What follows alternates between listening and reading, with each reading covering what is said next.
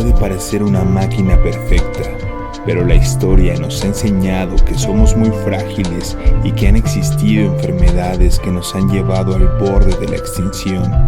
Algunos han encontrado la forma de resistir y han sobrevivido a su propio cuerpo. Esto es Proyecto Insomnio.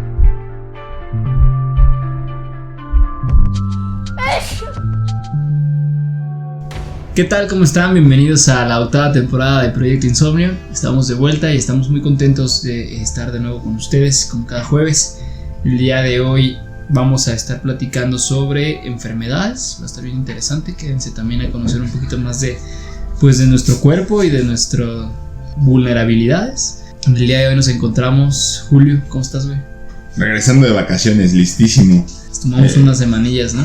Valió la pena. Merecidas. Valió la pena. Y también, Damián, güey, ¿cómo estás? Igual, güey, contento de regresar a las grabaciones con más contenido para nuestros insomners. Y pues ya descansado y con todas las pilas, güey, justo después de este break que nos dimos ahí para poder planear la temporada, güey, y demás. Entonces, estábamos celebrando la nominación a los Latin Podcast Awards. Correcto. Voten, sí, muchas gracias a todos los que ya votaron. Y a los que no, pues métanse ahí. Vamos a dejar en nuestras cuentas pues el link para que nos apoyen con sus votos. Ya hay noticias de Rafa. Ya tenemos fecha de regreso. Esténse al pendiente. Le mandamos un saludo todavía a Rafa que sigue por allá. Pero que esperamos ya grabar pronto con él. El día de hoy también se encuentra el buen mixólogo. ¿Cómo estás, mixólogo? ¿Todo bien? Todo bien aquí, cocinando la comidita. Nos está haciendo una... Ya evolucionó. Ya es todo. Ya está delegado. Ya no solo hace bebidas, ya también prepara comida, entonces para el bajón. Está haciendo unas enchiladas para el bajón. Sí, justo para comenzar el capítulo, pues darles una pequeña intro de lo que va. Pues las enfermedades, como dijo Carlos, la vulnerabilidad de nuestro sistema en general, o sea, a los peligros que nos podemos exponer. Y es que parecería raro que en un podcast hablemos de enfermedades, pero yo creo que con el toque de Proyecto Insomnio van a entender muchísimo acerca de estas historias. Evidentemente, si alguien es doctor, pues claro, sabe mucho más que nosotros del tema. Nosotros no somos expertos en nada, siempre lo hemos dicho. Somos fans de todo. Somos fans de todo y de platicarlo y desde nuestro punto de vista, ¿no? Partiendo de que no sabemos absolutamente nada, hacemos una investigación y pues tomamos como las cosas que nos parecen más interesantes como para compartir con ustedes. Seguramente todos han escuchado hablar de la peste negra o la peste bubónica. Sí, de repente cuando vas en el metro, güey, la peste, güey, está culero. La peste mañanera. Pues la peste negra es conocida como la mayor epidemia de la historia. Situémonos en el 1347, siglo XIV, en plena Edad Media. El problema con esta enfermedad es que no sabían qué la originaba.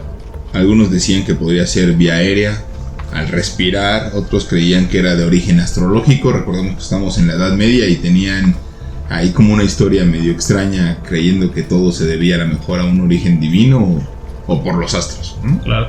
Hasta el siglo XIX se determinó que el origen de la peste negra era bacteriano y que el principal medio para transmitirse se debía a las ratas y obviamente al comercio. Bueno, en específico las pulgas de las ratas, y se subían a los barcos. Por ejemplo, el gran auge fue en las ciudades comerciales, donde se empezó a propagar.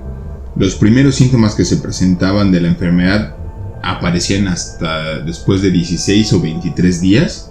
Lo cual pues es muy complicado saber en qué momento te contagiaste exactamente. ¿Y en dónde, güey? Y en dónde, ¿no? Sí. Que es algo que nos está pasando con la pandemia actual, ¿no? Sí, claro. Se inflamaban los nódulos del sistema linfático. El sistema linfático, los que no sepan qué es, pues es este sistema en el que transporta el cuerpo humano todos los líquidos, proteínas, sales, glucosa y otras sustancias para repartir a lo largo del cuerpo. La peste empezaba a ocasionar como supuraciones, fiebres altas, escalofríos y muchas veces también delirio. Después de los síntomas o de la aparición de los primeros síntomas, aproximadamente entre 3 y 5 días, las personas empezaban a morir. O sea, ya en una etapa bien avanzada, ¿no, güey? Donde... Pues... Sí, o sea, te daba los 20 días, por ejemplo, durabas 5 días más y pelas, ¿no? Obviamente la enfermedad pues también fue mutando. Después apareció la peste septicémica, que es el contagio ahora se daba a través de la sangre y ahí manchaban algunas partes de la piel y por eso empezó a conocerse como la muerte negra, ¿no? O sea, esta peste negra originalmente mutó a esta peste septicémica y por eso empezaba a manchar un poco la piel y fue conocida así, ¿no? Después evolucionó también a la peste neumónica y obviamente esta afectaba pues al sistema respiratorio. La gente creyó que si podías escapar al campo, pues a lo mejor te ibas a salvar de esto. Lamentablemente tampoco fue así. Y aproximadamente se calcula que el 60% de la población europea en esa época murió a causa de la peste. Había 80 millones aproximadamente de europeos y quedaron un poco más de 30 millones. Madre. Esto entre 1947 y 1953. Y también ahí hay que recordar, también estuvieron cerca de extinguirse los gatos. Sí, claro. De supersticiones. Sí. Porque donde había ratas, había gatos, ¿no? Las cazaban, y entonces empezaron a relacionar la enfermedad con los gatos y los empezaron a matar. Y a quemar, güey. Cuando era lo que más podrían haber ayudado. Exactamente. Pues los sobrevivientes a esta enfermedad, pues poco a poco regresaron un poco a las ciudades y algunos campesinos pudieron acceder de repente pues ya a tierras que habían estado abandonadas y se cree que muchas veces esto impulsó el renacimiento, ¿no? O sea, el acceso de repente a otro tipo de propiedades que no tenía una persona pobre que estaba a lo mejor en el campo, ¿no? Es conocida, insisto, como una de las epidemias, si no es que la mayor epidemia de la historia. En efecto, o sea, fue una de las más conocidas y de las más grandes. Y mencionaste algo bien cañón de los cuales voy a platicar, que es el COVID y la pandemia actual de la que pues estamos todavía viviendo. El SARS-CoV-19 o 2 es un virus que forma parte de unos virus llamados coronavirus, con los cuales hemos convivido durante años. O sea, neta, el humano tiene conviviendo con estos virus infinidad de años, solamente que ninguno había sido tan agresivo como el causante de la pandemia que ha durado ya casi 3 años, güey. Inició a finales de 2019, por ahí de noviembre, diciembre, en China, en la ciudad de Wuhan, se dieron los primeros casos. De hecho, ahí se cree que se da el caso 0. Y no saben bien a bien quién fue, porque fueron 27 los que se reportaron como contagiados. En un mercado cercano de la ciudad se dio la mayor concentración de casos, que fueron 7. Entonces por eso se le atribuía a que el contagio de este virus venía de los mariscos frescos. Ven que los asiáticos por lo regular comen como el pulpo, los camarones o los moluscos como muy frescos, y le atribuían a que de ahí venía el contagio. Posteriormente pues empiezan a generar distintas como teorías y... ¿De qué comiste? No, pues marisquito, ¿no, güey?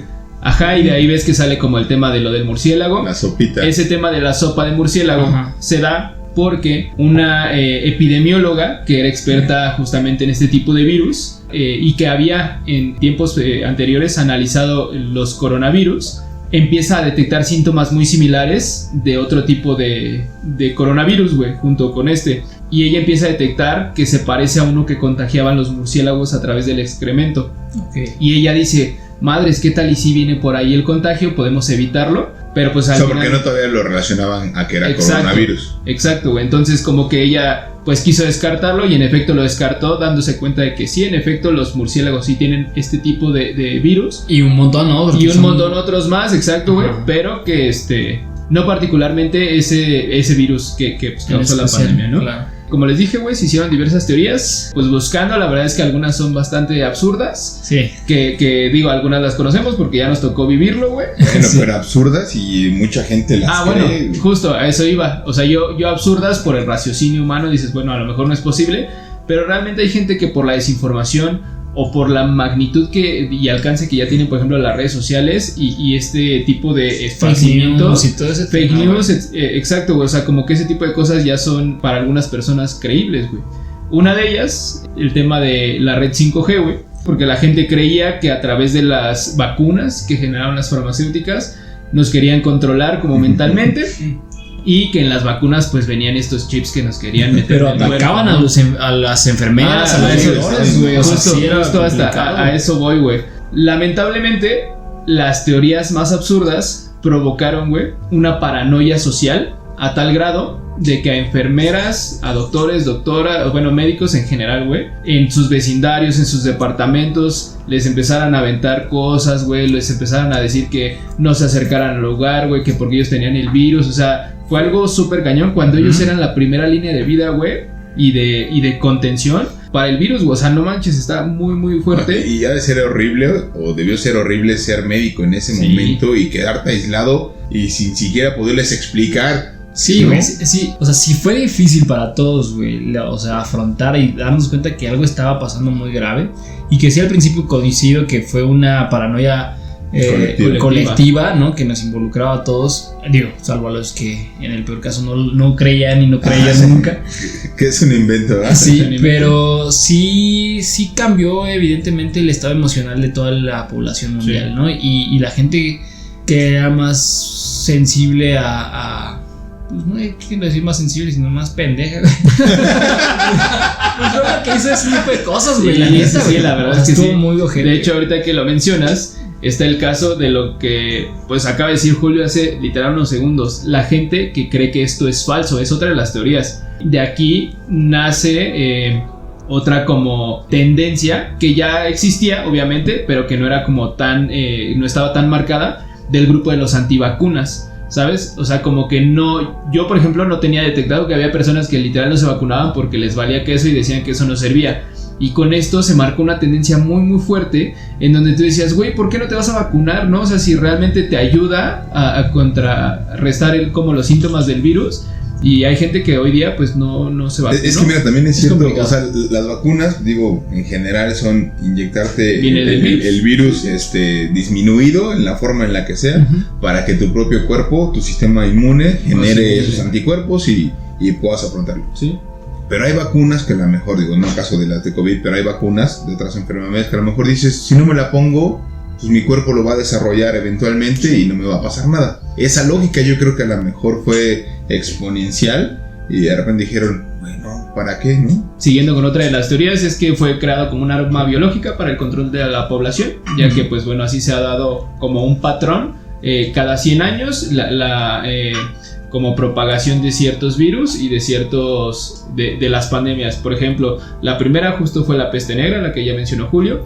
Después fue el cólera. Posteriormente vino la gripe.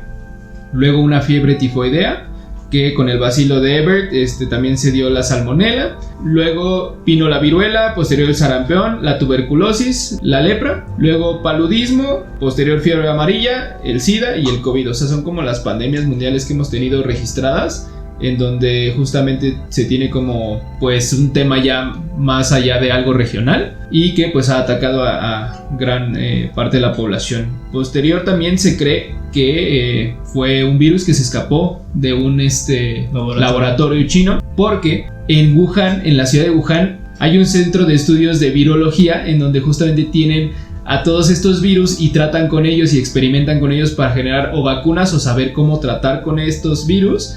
Y pues justo ahí se da como el epicentro de la pandemia y dicen, madre, pues a lo mejor se les escapó. Pues justamente también como coincidió, ¿no? O sea, tienen un centro de donde tratan estos virus, se escapa de ahí y pues empieza la pandemia.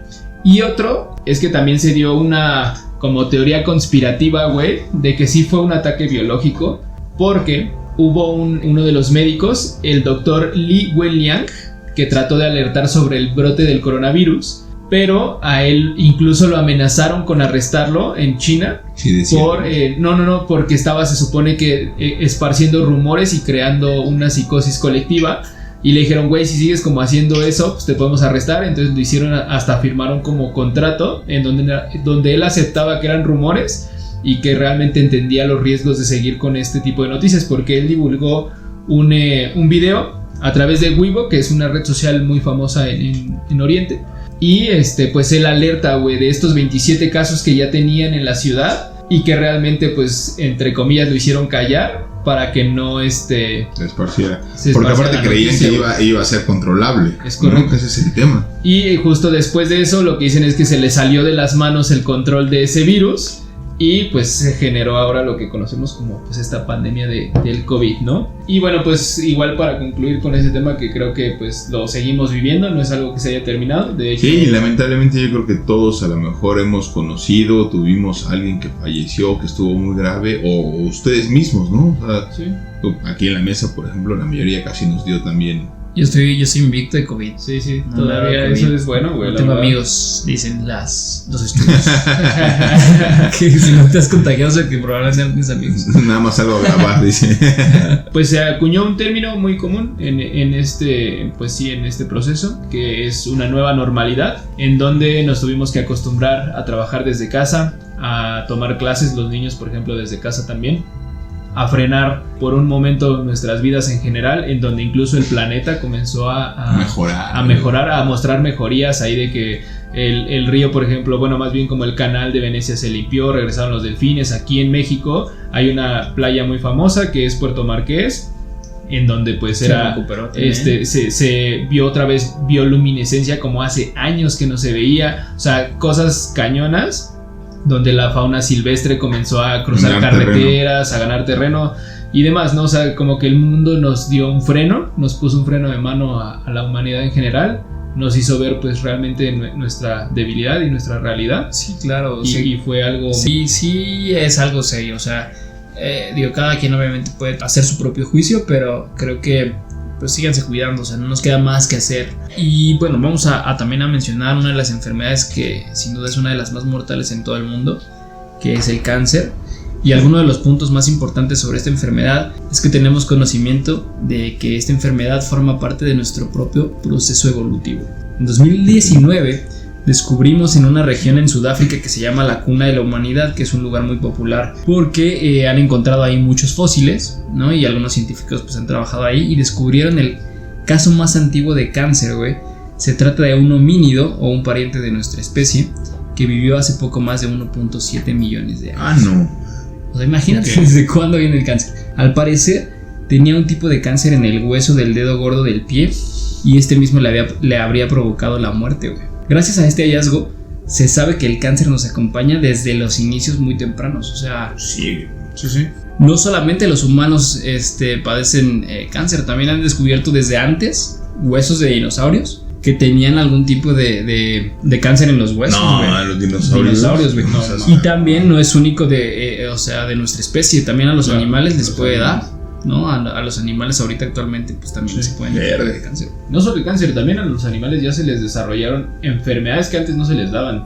Diabetes, güey. O sea, sí, en serio, güey. Pero es que ve, o sea, el cáncer particularmente es un grupo de muchas enfermedades, más de 100 enfermedades. Y hay una definición de lo que es el cáncer que encontré que la verdad me pareció como bastante interesante, que nos ayuda como a ejemplificar en términos muy generales lo que es que nuestras células por un proceso natural se replican en medida de que las vamos necesitando, ¿no? Y cuando algunas de estas células se mueren, se empiezan a reemplazar por unas nuevas, ¿no? Y así es como este proceso natural de nuestro organismo. Cuando las células llegan a tener algún error en su información, tienen un sistema de autodestrucción programado para que no se transmita esta información. Y justamente esto es lo que este proceso es el que se afecta cuando hay cáncer, güey. Es decir, ya no se regenera esa célula ni se autodestruye, sino que se sigue replicando y se sigue replicando con los errores que ya tiene de información. Entonces no hay un freno, no hay nada que lo frene e incluso empieza a generar más y más y más y más células donde no debería haber células, ¿no? Porque aparte logran burlar al sistema inmune justamente con este genoma, según yo, que ya trae la misma célula y por eso no detecta que es como una célula con un error. Y entonces de repente son tantas que empiezan a generar un tejido, güey. Sí. Y esto se le conoce como un tumor. Ya ese es el tejido de las células con información incorrecta. Y total que cuando ya se empieza a desprender esta información del tejido original, se empieza a transmitir a todo nuestro cuerpo a través de nuestros sistemas. Y es lo que ya se le conoce como la metástasis, cuando infecta otros órganos, ¿no? Este tejido o estas células con la información incorrecta. No, o sea, es algo que está en nosotros, güey. Es una falla de nuestro sistema al final. Una falla en la Matrix. Es parte de nosotros. Sí, la verdad es que el cáncer me parece de esas enfermedades en las que están en todos los hogares, ¿no? O sea, yo creo que conocemos o cuando ves o vas a los hospitales y atienden a pacientes con cáncer, es una vida muy difícil, ¿no? O sea, yo creo que los que han tenido esa experiencia es bien difícil. Digo, mi papá murió de cáncer. Y recuerdo el momento en el que nos dijeron la enfermedad. O sea, es bien difícil, primero como médico, dar la noticia.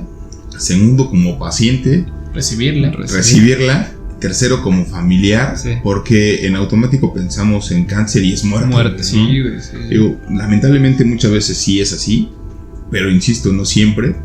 Y creo que, repito, el estado de ánimo Ayuda te muchísimo. ayuda muchísimo, porque es una batalla difícil. O hay muchas enfermedades que son provocadas también desde el interior de tu cuerpo. Me refiero a las enfermedades provocadas por tu sistema inmune.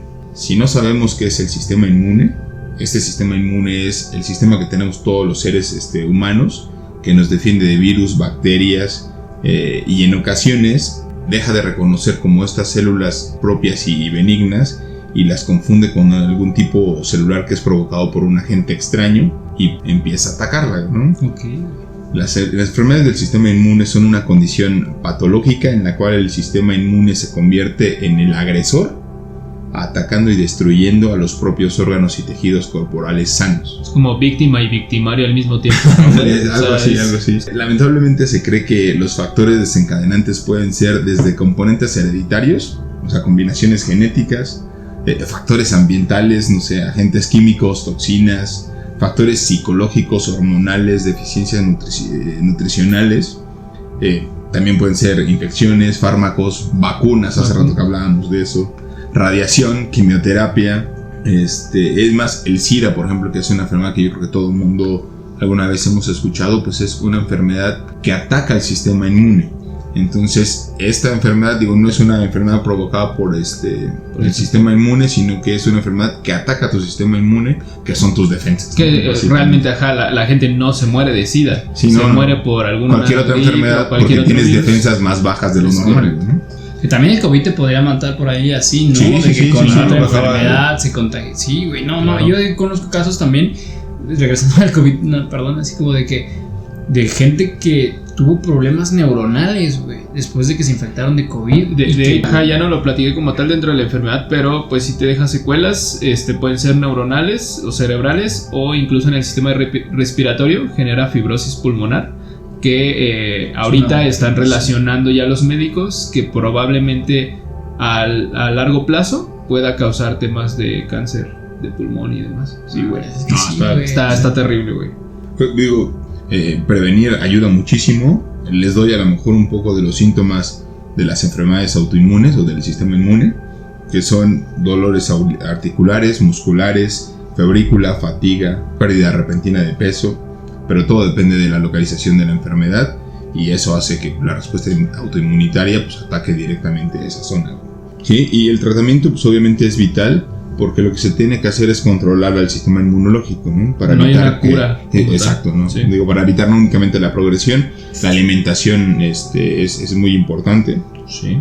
Entre el 3 y el 5% de los seres humanos tienen una enfermedad autoinmune. O sea, también es altísimo el porcentaje en el mundo de las personas que tienen una enfermedad de este tipo. Claro, y por ejemplo, no todas son mortales, digo.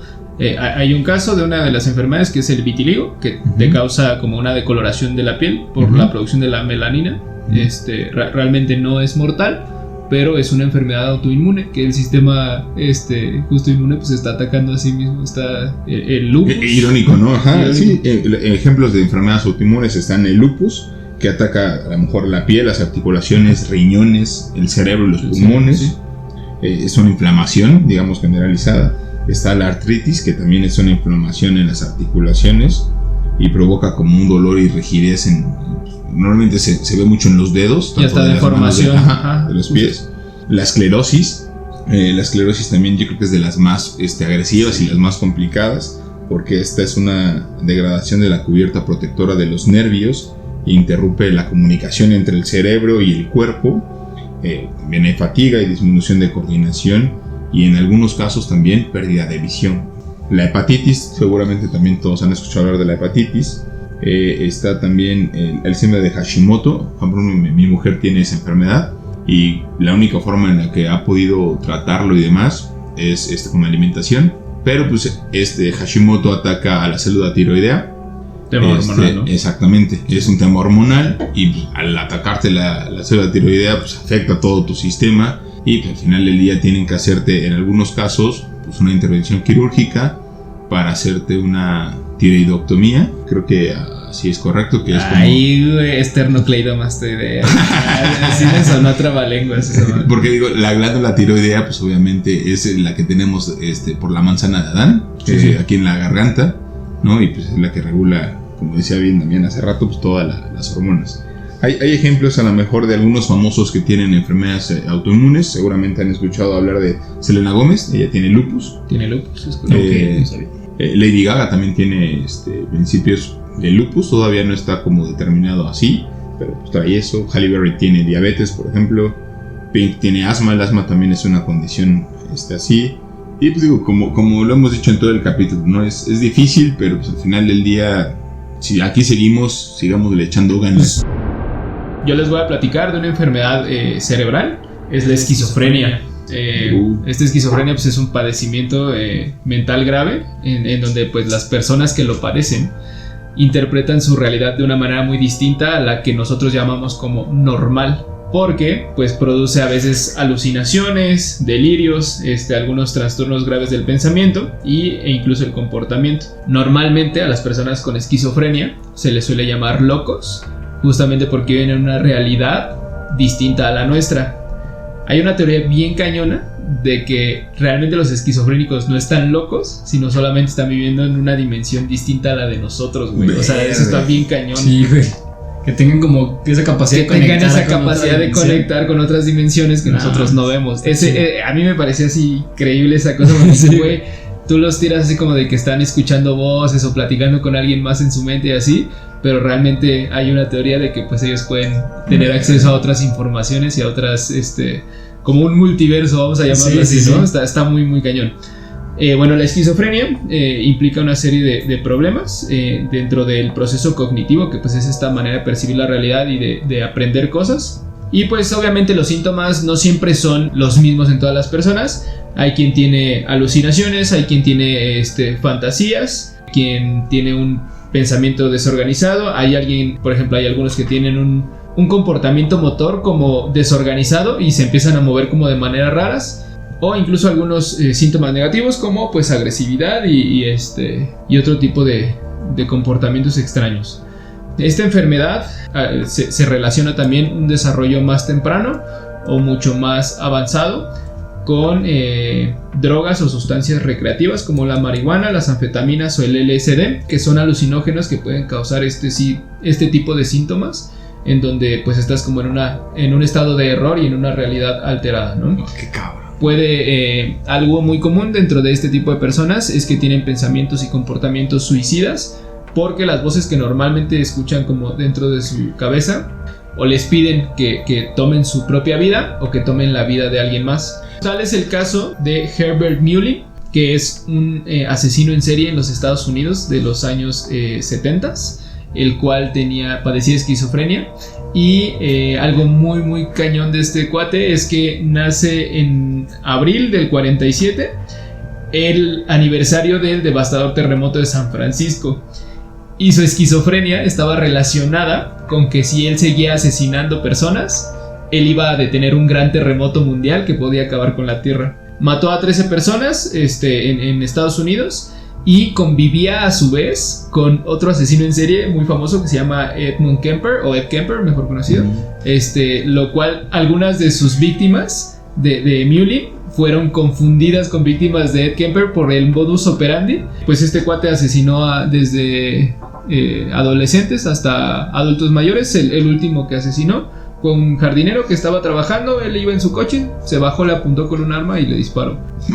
Posterior a eso, en ese accidente donde justamente pues asesina a este señor, uno de los testigos oculares era un policía. Y pues obviamente emprenden como la captura. Este cuate pues cuando lo capturan está súper dócil, se deja esposar y al final pues lo capturan, ¿no? Pero la historia está interesante, igual y no se trata de asesinos seriales, pero está relacionado con la enfermedad y fue uno de los casos pues más como sangrientos de personas con esquizofrenia en Estados Unidos. Está muy cañona. Para finalizar el capítulo, aquí hay una parte bien interesante, que son los papiros de Edwin Smith, que era un aventurero traficante de antigüedades o un coleccionista, primo de Will Smith. Sí, un Indiana Jones. Cuando él era muy joven, se empezó a interesar por la egiptología. Estudió el idioma en Londres y en París, y a principios de 1858, o sea, ve la antigüedad de esto, él se traslada a Luxor, que es la ciudad egipcia edificada sobre las ruinas de Tebas, que fue la capital del Imperio Nuevo del Antiguo Egipto en el siglo XVI a.C. Y va y compra a un vato ahí en la calle, güey, unos papiros, o sea, estos como documentos. Y él sabía, ¿no? De acuerdo a su conocimiento, que era de gran importancia este papiro sobre un tratado de medicina, ¿no? O sea, no sabía qué decía porque no tenía como la traducción, pero sabía que era importante. Entonces él se lo lleva, lo colecciona y nunca lo publica ni nada. Se muere en 1906 Edwin Smith y le hereda a su hija estos papiros. Y ella es quien lo dona a la Sociedad de Historia de Nueva York. Se tardan 16 años, güey, en traducirlo. James Henry Breasted es quien era el director del Instituto de Estudios Orientales de la Universidad de Chicago y es quien lo traduce, güey.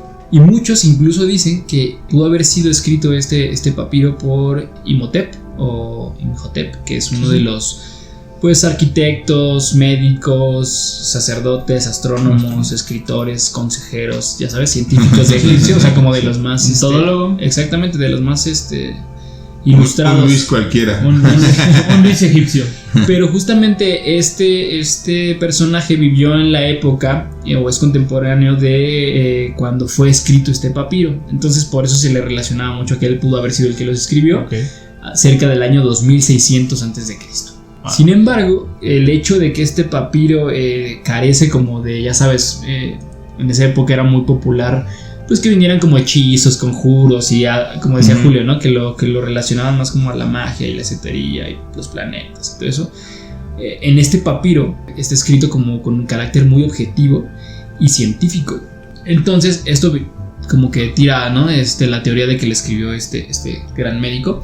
Y este escrito, está en segunda persona singular, como si fuera un instructivo de cirugía utilizado por los cirujanos egipcios. Y también se dice que podría ser un libro de enseñanza para los cirujanos egipcios, o sea, para compartírselo a sus alumnos. Su curso.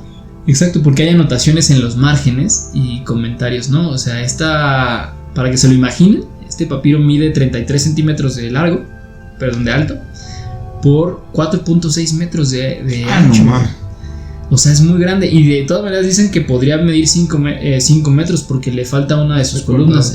Está perdida. Entonces son 17 columnas las que cuenta este papiro, con 48 casos ordenados topográficamente según la ubicación de la lesión, de la cabeza a los pies. Las lesiones están ordenadas también según la severidad en orden creciente y las describen por título, luego un examen, un diagnóstico, un tratamiento y al final comentarios y las glosas, ¿no? Que son como las anotaciones. Sí. Haz de cuenta, en el título se identificaba la ubicación y órganos afectados.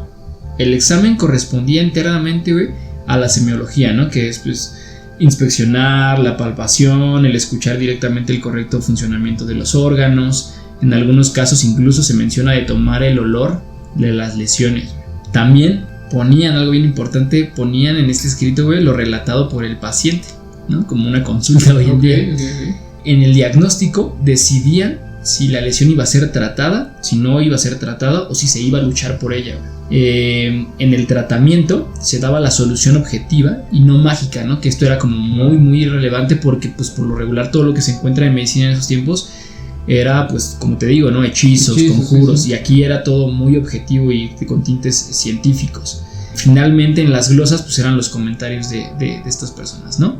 Pero estos papiros, son tan importantes porque, fueron donde se encontraron por primera vez las palabras cerebro, meninges, suturas craneanas y líquido cefalorraquídeo, O sea, estas son las bases de la primer nomenclatura anatómica, Imagínate encontrarte un documento de esta importancia, ¿no? Se relataban en estos casos heridas, fracturas, luxaciones, úlceras, tumores y abscesos. Y así también ponían las consecuencias de cada afectación.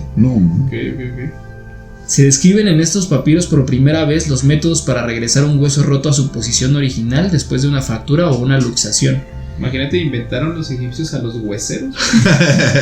Wow. Postula también por primera vez el uso de adhesivos, la sutura quirúrgica y la cauterización para el cierre de incisiones quirúrgicas cutáneas. De algunos casos también se menciona de manera sistemática una serie de cláusulas de temporalidad que se relacionaban directamente a la condición del enfermo.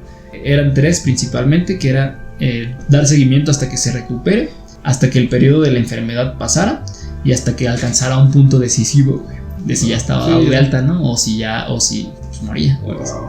Constituye nuestro método clínico actual. Las bases del urgente. 2600 años antes de Cristo. A la madre. Sí sabían algo que nosotros no. Está impresionante. La verdad es que podemos seguir hablando de muchas enfermedades. Lamentablemente el cuerpo humano en esta maquinaria perfecta pues también tiene de repente cosas complicadas y como decías hace rato, ¿no? Una consecuencia lógica de la vida es forzosamente la muerte, ¿no? Y muchas veces las enfermedades terminan siendo mortales. Sí, así es, y pues con mucho respeto también a todas las personas que están pasando también como con un proceso, pues lidiando con alguna de las enfermedades que mencionamos o cualquier otra, porque obviamente hay infinidad de enfermedades. Entonces, pues nada, pues no podemos hacer realmente nada más que pues, cuidarnos, estar al pendiente de nuestra salud, no se droguen, no tomen, no fumen. Si escuchan voces, escuchen Proyecto Insomnio en su cabeza. Mejor. Muchas gracias, cuídense. Pues ya empezó la 8ª temporada. Entonces, pues ya síganle porque cada jueves viene capítulo nuevo. Gracias por llegar a esta parte del capítulo. Nosotros somos Proyecto Insomnio. Sigan recomendándonos. Gracias, bye. Chao. Únete a la comunidad de Insomner y si te gustó el contenido de este podcast, te invitamos a compartirlo y a seguirnos en nuestras redes sociales.